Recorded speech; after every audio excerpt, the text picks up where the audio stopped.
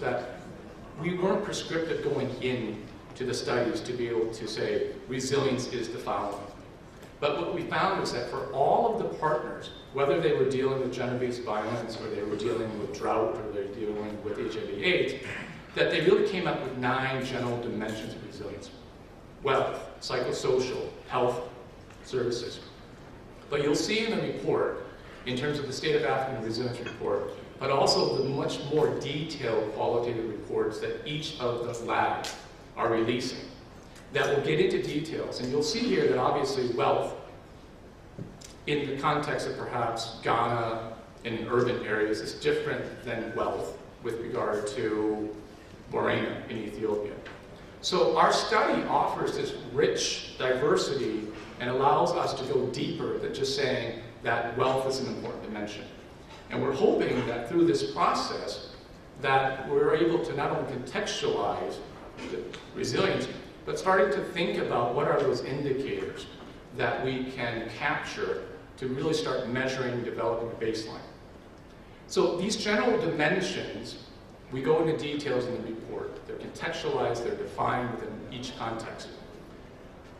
Also, to help us think about resilience and pathways, is that we have general dimensions, but we understood through this process that the dimensions are not all equal, and that depending on the context, that there are different pathways. So we developed a framework and a pathway to start better understanding, perhaps, where these dimensions lie. So to help us organize, we looked at it, and we looked at the process here where we found that some of these dimensions were underlying causes of vulnerability. Some of the dimensions are immediate causes and impacts. Some of the dimensions are enabling factors, and some of them are outcomes. And what we're proposing here in terms of our resilience framework is that the entire framework represents resilience. There's not necessarily one indicator or one measurement of resilience. And therefore, there are different entry points as well in terms of where interventions might have an impact. So you're going to hear from our panelists that will actually provide a lot more context and go into deeper details. But the power, again, I think of the Resilient Africa Network as a network is that though they are looking at very different themes, we have developed a common methodology and a common approach. And through this qualitative analysis, we're going deeper into describing general dimensions. We're noting where the pathways are, and we're also noting potential entry points. And finally, I'll end here with this very busy table here. Again, it represents, for example, in terms of the multidimensionality of resilience, as well as the context-specific application of dimensions of resilience. So you'll see here where, based upon our context-specific framework, you might have outcomes, you might have immediate causes, you might have underlying causes, you might have supporting enabling factors.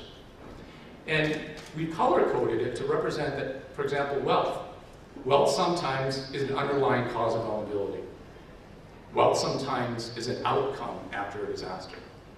Wealth sometimes, within our context-specific framework, could be an enabling factor.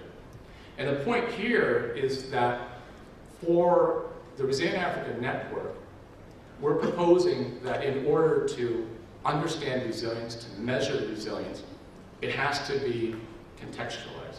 It has to be driven by those pressing issues and roles of culture and leadership and socioeconomic factors all influence what makes people resilient, what makes them capable. So our study is the start. We're starting now with qualitative, and our RAND partners are now taking these qualitative dimensions and putting indicators to them. And over the summer, they're going to be going back out to the communities to be able to collect quantitative data.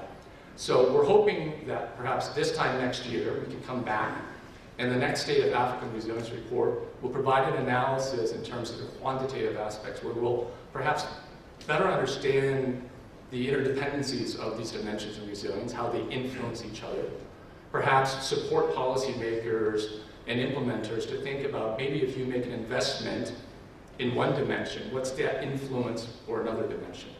So let me stop there.